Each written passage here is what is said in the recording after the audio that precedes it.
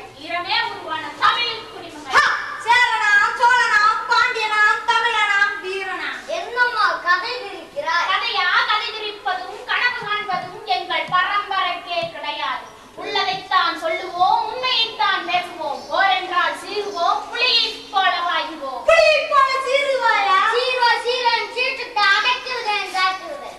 எங்கள் சேர சோழ பாண்டியர்களை அடக்க உன்னால் தாலை கீழாக நின்றாலும் முடியாது. அடக்கி காட்டுகிறேன், ஒடுக்கி காட்டுகிறேன். கடகசியா அடங்க போவதும் ஒடுங்க போவதும் நீதான். பெண்ணை நாளை அடைத்து இல்லாவிட்டாரா இமயமலை உச்சியில உன்னை கட்டி தொங்க விட்டு விடுவேன். சிறுமதி படித்த கனகசியா, தெரிந்து கொள், உன்னுடைய வடநாட்டு மன்னர்களை ஓட ஓட துரத்தியவர்கள் எங்கள் சேர சோழ பாண்டியர்கள். அது அந்த காலம். இப்போது வந்து அவனை நசுக்கி விடுவேன். கற்பமதி படித்த அறிவிலிகளே, உங்கள் ஆணவத்தை அடக்க எங்கள் மன்னன் சேரன் செங்குட்டு கொண்டிருக்கிறான். சேரன் செங்குட்டுவனா?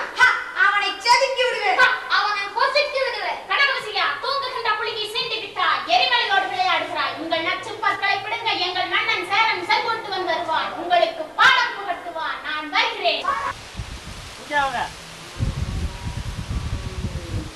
சொல்லுங்க செய்கிறாங்க.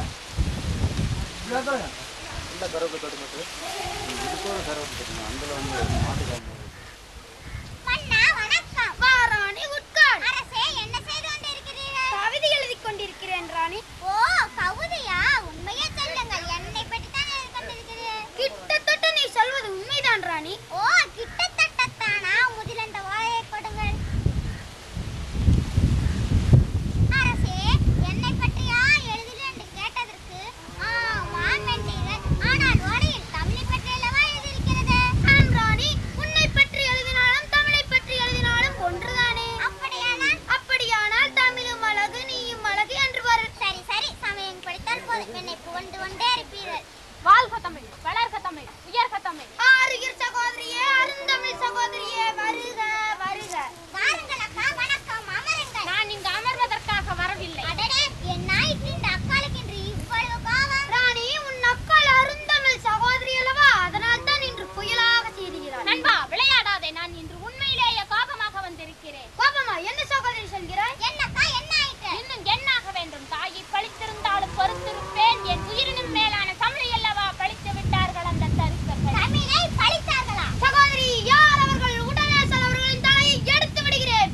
உடலை துண்டு துண்டாக வெட்டி விடுகிறேன். கங்கையை வென்று கடாரத்தை முறியடித்து வடநாட்டு மன்னர்களை ஓட ஓட துரத்தி இமயத்தின் உச்சியின் மீது கொடிவரித்த தமிழையும் பழித்த தருக்கர்கள் யார்? உடனே அவர்களை சாப்பிட்டு வெடியாக்கி விடுகிறேன். அண்ணா, கடல் கடந்து வெற்றி கொடி நாட்டினோம். எங்கும் தமிழ், எதிலும் தமிழ் என்று சங்கநாதம் முழங்கினோம். ஆனால் உலகையாண்ட சேர சோழ பாண்டியர்களை கனகவசியன் என்னும் 2 குள்ளநரிகள் ஏளனம் செய்துவிட்டது நண்பா, ஏளனம் செய்துவிட்டது. கனக விஜயனா? யாரக்கா அந்த குள்ளநரிகள்? எந்த நாட்டில் வசிக்கிறது? ராணி, அது வடநாட்டில் வாலாட்டிக் கொண்டிருக்கிறது. அந்த நாட்டத்தை அடக்கப் போகிறேன், அதன் ஆணவத்தை ஒடுக்கப் போகிறேன். ஊழையிட்டு அந்த ஓநாய்களை ஓட ஓட விரட்டப் போகிறேன். ஆம் நண்பா, உன் வாள் விளையாட வேண்டும். உன் கூறிய வேல் அவர்களின் தலையை கொய்ய வேண்டும். தமிழ் பெருமையை களங்கப்படுத்தி அந்த கைவர்களுக்கு கசையடி கொடுக்க வேண்டும். அது போதாது, ஆணை பிடித்தான் தாந்தை கூட்டத்தை அடியால் அழிக்க வேண்டும். அமதி விட்டவர்களை மண்ணாடு மண்ணாக்க வேண்டும். ஆகட்டும் ராணி, இந்த சிங்கத்தின் முன் அந்த சிறுநரி கும்பலை அணிவணிய வைக்கிறேன். நம் குலப்பெருமையை நிலைநாட்டுகிறேன். புறப்படுங்கள், இப்பொழுதே போருக்கு வெட்டி செய்து கொண்டு வாருங்கள். என் கணவரின் கத்திக்கு பயந்து அந்த கோழையை ஓடட்டும். ராணி, வெற்றி செய்தியுடன் வருவேன். வரும்போது பரிசும் ஒன்று தருவேன். புறப்படுங்கள், இப்பொழுதே போருக்கு. முரசு வழிக்கடி, வெற்றி வெற்றி. மன்னியுங்கள் மகாராணியை, கருணை காட்டுங்கள். கனகூசியா, ஆர்ப்பரிக்கும் கடல் அலையை கூட அடக்கும் வல்லமை எங்கள் மன்னன் சேரன் செங்குட்டுவனுக்கு உண்டு என்பது இப்பொழுதாவது உணர்கிறாயா? கோழையிலே, கொடியவர்களே, கருவி இருக்கும் குழந்தை கூட எங்கள் நாட்டின் வீரப்போர் புரியுமடா, வீரப்போர் புரியும். மமதியில் அறிவிழந்து விட்ட மயக்கத்தில் உதவித்த மன்னியுங்கள். கனகூசியா, உலகக்கவி வள்ளுவன் பிறந்த பூமியடா இது. போரில் புறப்பட்டு காட்ட மாட்டோம். புலியை நேருக்கு நேர் சந்திப்போம். இது எங்கள் தமிழின